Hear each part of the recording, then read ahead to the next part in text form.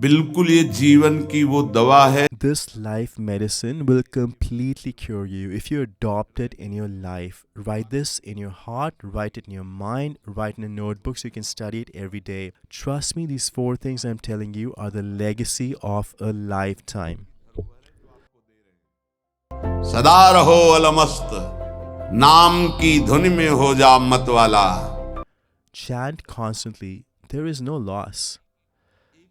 This is Amrit, nectar, the essence of life, the techniques to control the mind so that a sadhu, a holy person, can engage his mind in the Lord. When you use these 4 formulas to get the mind in the right bhava, right mood, then the same mind which was disturbing you will make you dance with joy. ये 4 बातें बहुत जल्दी मन को These 4 things will engage your mind very quickly in the Lord if you can understand them and adopt them.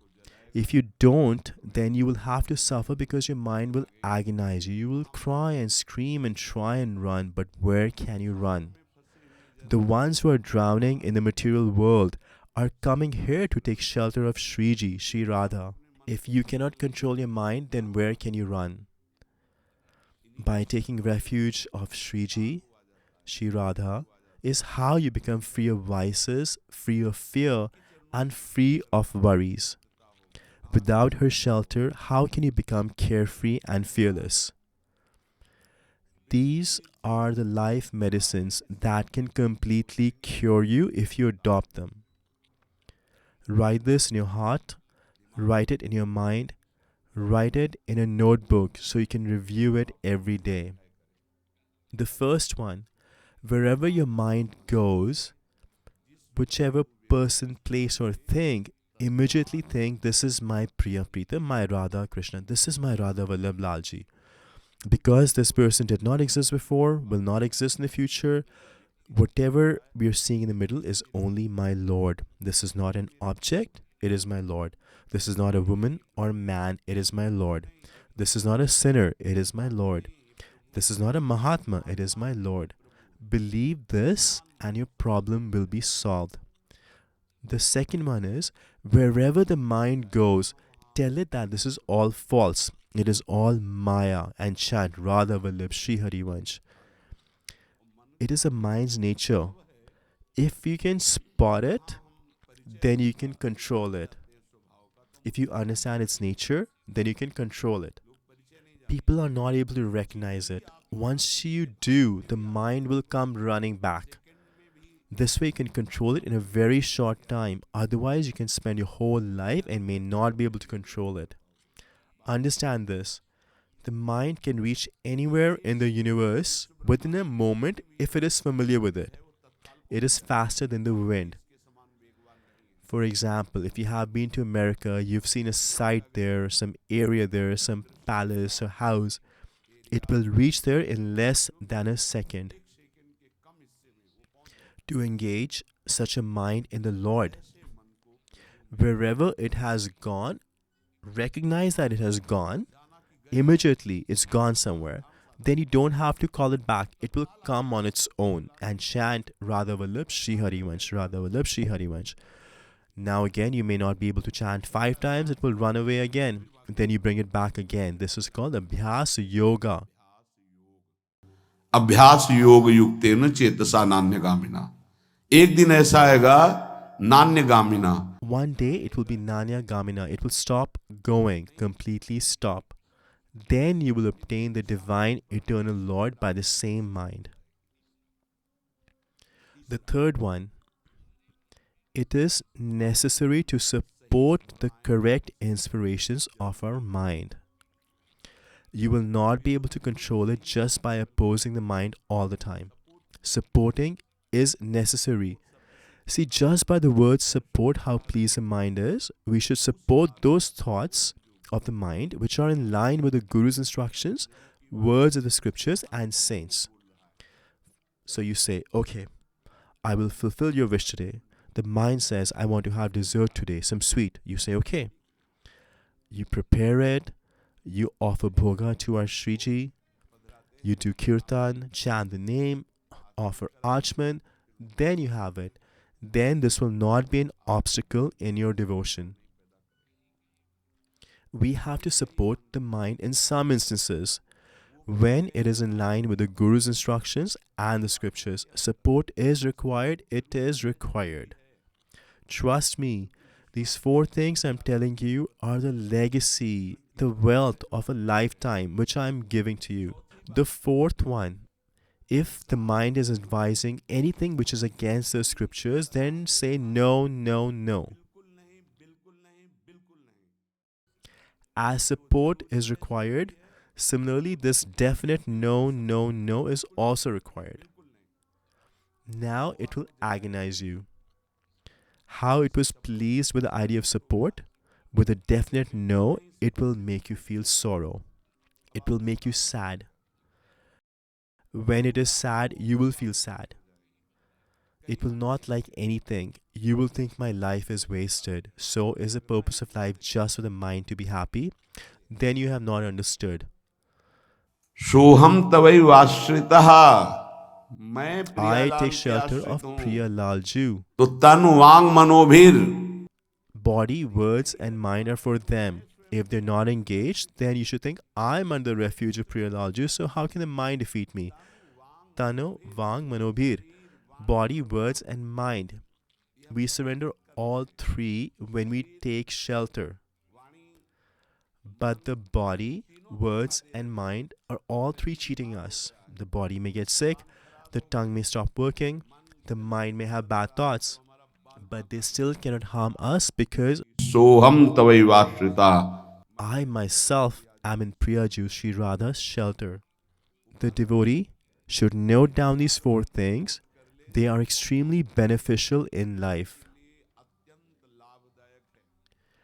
When the mind is defeating you and agonizing you, then only the mind is feeling that agony and not you. Recognize that you are separate from the mind. You are the witness of activities. You are the mind's master. And unless you agree with it, it cannot force you to commit sin. So don't be afraid that my mind is now afflicted with lust or anger and now I will fall down. No, not at all. See, reflect on this. By giving up your body, would you obtain liberation? Will your sorrows go away? Will you be able to defeat these vices? No. The one who commits suicide becomes a ghost. Being a ghost is extremely tormenting. A ghost may live close to a river but cannot drink a drop of water. It can only consume air and is in agony. And there is no limit to how long you may become a ghost. It may be for yugas, for ages. See, the mind which you considered your own caused so much misery. A devotee should learn to be carefree. Whether you are a householder or renounced, you should learn to be carefree. Sada raho almast, naam ki dhuni mein ho ja matwala. Chant constantly. What is there to lose? Whether the mind is happy or not, how does it matter? Because I myself have taken refuge of God. I am the Satchidanand, part and parcel of the Satchidanand whole. I was never impure, I am never impure, and I will never be impure, and no one in creation has a power to make me impure. The senses, the mind, and the activities may be impure, but by God's strength, I will purify them and I will not let them control me. This is a devotee's mood. The mind may be agonized. The senses may be agonized. Lust is known one that agonizes the mind. They create so much agony because the devotee identifies with the mind. It becomes unbearable and he makes a wrong decision and does a wrong activity. If you tolerate this, you will become a great person. यम ही न व्यथयन्ते ते पुरुषम पुरुषर्षभ. O Arjun, noblest amongst men, that person is the topmost among men who is not affected by the distress on the mind and senses and remains steady in both.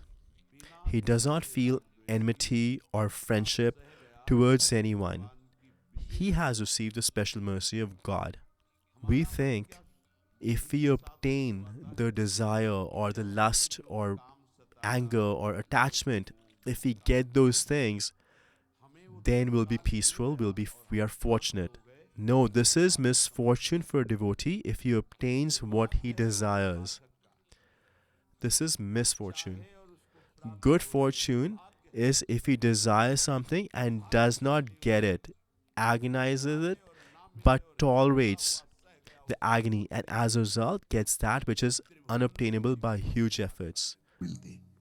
यम ही न व्यथयन्ते ते पुरुषम पुरुषर्षभ सम दुखा सुखाधीरम स्वमृतत्वाय कल्पते. That person is eligible for liberation, for that immortal position, the one who tolerates this agony. And one can only tolerate the agony if he does not recognize with it.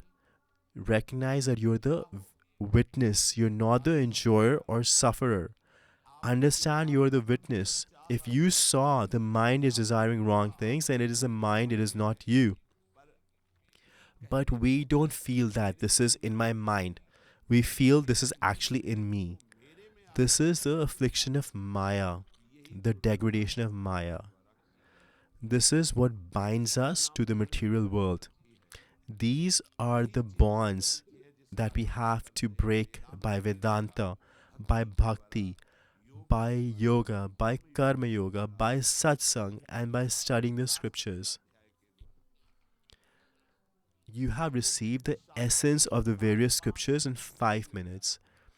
What we received by the mercy of saints and applied throughout our life. You have received that here in 5 minutes. If you accept this, you will become a Mahatma, a great soul very soon.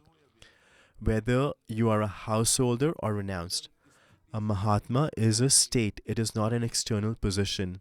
It is a state. The word Mahatma is also used for God. He was called Mahatma Shri Krishna many times in the Mahabharata. Mahapurush, Vande Mahapurush te Charna Ravindam. One who is dedicated to the lotus feet of the Lord is a Mahatma. The one who sees divinity of God is a Mahatma. The one who sees God and his devotees as non-different is a Mahatma. If you don't adopt these instructions in your life, it is your misfortune, because then you will have to suffer. The mind will disturb you. So listen to this many times. Every word is Amrit. It's nectar. This is the essence of a lifetime that I'm sharing with you. These are the effective techniques for fighting with the mind by which a sadhu can engage his mind in God. When our mind starts to become divine, then we develop bhava, emotions for God. And the opposite is a bhava, which means a lack of feeling. A lack of feeling, or feeling that you're lacking something, you desire something, is what gives rise to desires. Catch this point. A bhava is what creates desires in the mind. And having bhava for God is what helps us to conquer the vices. By using these 4 formulas, when you move the mind to a state of power, then the same mind that was tormenting you will make you blissful. पायो जी पायो मैंने राम रतन धन पायो. You will dance with joy because वस्तु अमोलक दी मेरे सतगुरु निष्दिन बढ़त सवायो. day and night the bliss is increasing because of the holy name that the Gurudev has given me. I am blessed. If anyone thinks that by getting blessings, your vices will be eliminated, I have not found this in any scripture. I have not heard of it by any saint. The saints gave instructions, gave their mercy, and engage the person in devotional practice so they become strong themselves to conquer the vices. If this could happen by blessings, then instead of giving this discourse, I would put my hand on everybody's forehead and say, may God bless everyone. May everyone become good. But it has never happened this way and cannot happen. When we have faith in the words of a saint, accept them and adopt them in our life, then this is a blessing for us. Then our efforts are successful. Our efforts, our action should be in line with the Guru's instructions. And the strength is provided by Guru's Kripa, by Guru's mercy. Then the results we obtain, bhakti, liberation, are all Guru Kripa, Guru mercy. But this happens when our full energy is devoted to following the Guru's instructions. Therefore, foremost, we have to be merciful on ourselves. The main mercy has to come from us. The other kripas function as support. God's mercy is that we have obtained a human body and are getting the satsang. Guru's kripa is that he has accepted us, he has given us the holy name and the mantra and is instructing us. And scripture's kripa is that we have obtained an easy spiritual path and instructions on how to progress on this path.